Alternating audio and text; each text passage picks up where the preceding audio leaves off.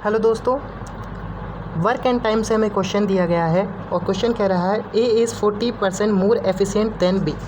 ठीक है, efficiency work और टाइम के बीच सबसे पहले हम रिलेशन को समझ लेते हैं। देखिए, वर्क को निकालने के लिए हम क्या यूज़ करते हैं, एफिशिएंसी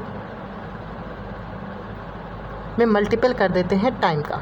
टाइम कैसे भी हो सकता है, घंटे में, दिन में, मिनट में या साल में। ठीक है, तो वर्क निकालने के लिए एफिशिएंसी और टाइम का मल्टीपल करते हैं। अगर एक व्यक्ति कितने दिनों में काम पूरा कर सकता है, ये निकालना है कितना काम पूरा करता है कितने दिनों में, तो हम उसकी एफिशिएंसी और टाइम का मल्टीपल कर देंगे।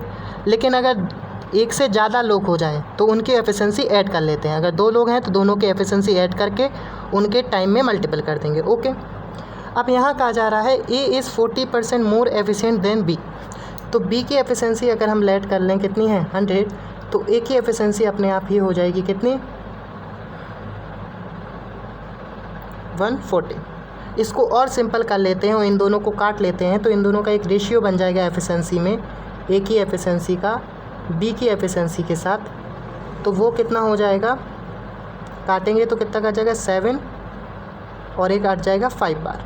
ठीक है, तो 7:5 इनके एफिशिएंसी के बीच रेशियो बन जाएगा। Okay, both together can complete a work in 9 3/8 days.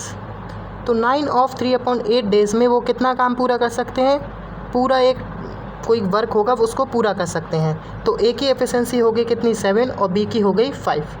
ठीक है, मैंने बताया था अगर 2 लोग हों तो दोनों की एफिशिएंसी ऐड कर लेते हैं, तो यहाँ पे 7 और 5 कितना हो जाएगा, टोटल 12।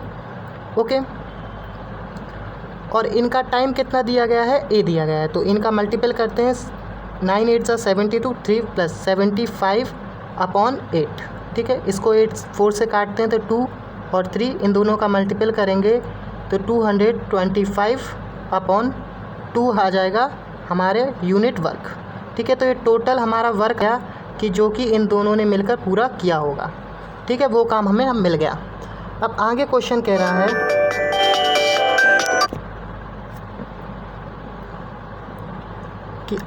कह रहा है इफ़ आप work for first 5 days alone, A work करता है पहले 5 दिन अकेले और remaining work completed by B, और बचा हुआ काम बी के द्वारा पूरा किया जाता है, तो बताइए जो टोटल वर्क है वो कितने दिनों में पूरा होगा। ठीक है, पहले 5 दिन यानी फर्स्ट 5 डेज़, इसी वाले फॉर्मूले का यूज़ करेंगे।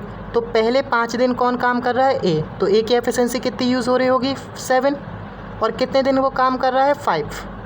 ठीक है, तो उसका जो टोटल किया गया काम जो होगा 5 दिन में वो कितना हो जाएगा, 35 यूनिट। अब बचा हुआ काम कितना है, तो रिमेनिंग वर्क निकालने के लिए हम करेंगे टोटल वर्क में से 35 को माइनस। ठीक है,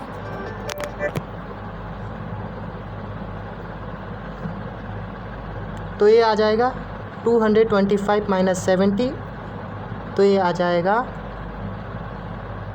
150।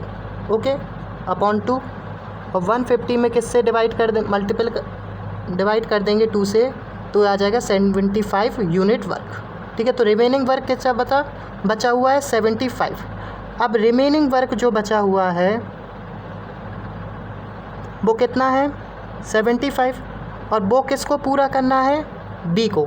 तो बी की एफिशिएंसी कितनी है, 5, तो वो कितने दिनों में पूरा करेगा, टाइम कितना लेगा, तो वही हमें अब टाइम निकालना है। अब इसी फॉर्मूले से हमने ये भी निकाल लेंगे, तो टाइम आ जाएगा 75/5 यानी 15 डेज़।